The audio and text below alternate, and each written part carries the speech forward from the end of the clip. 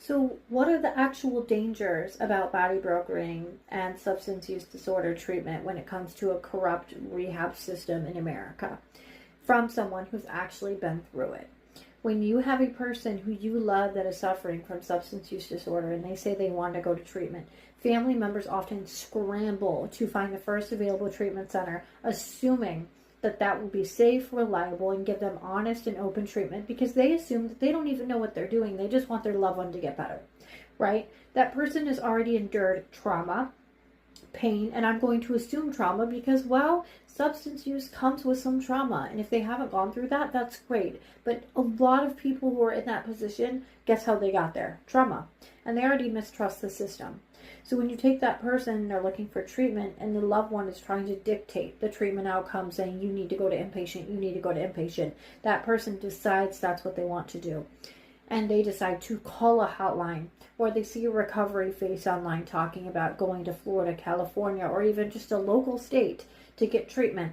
And then something happens in that process that is fraudulent or mistrusting or misleading. That person will then be corrupt from the medical system, from authority for a long time.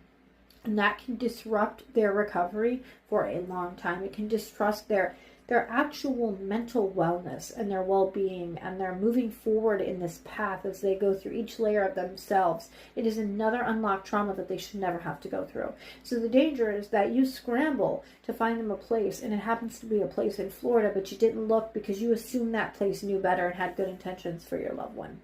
So your loved one calls the hotline, and they go and they're told, get as high as you want on that airplane as long as you're on that airplane by 6 o'clock. And then guess what? Like a story I have heard before that has happened time after time again, that person was not ready. They rushed, they packed, they got out the door, and they ended up ODing before they made it to the rehab center. Do you think that rehab center mattered or cared about them? No. They were going to make thousands of dollars off the insurance as a kickback. Okay? That your loved one calls and says they want to go somewhere local, and the guy on the other end is actually working from his basement in South Florida, where his location shows up on your Google ads as local, and he says, I'm sorry, honey, we're out of beds here, but I have a beautiful place you can go in Florida. You're gonna love it. It's gonna be like a vacation.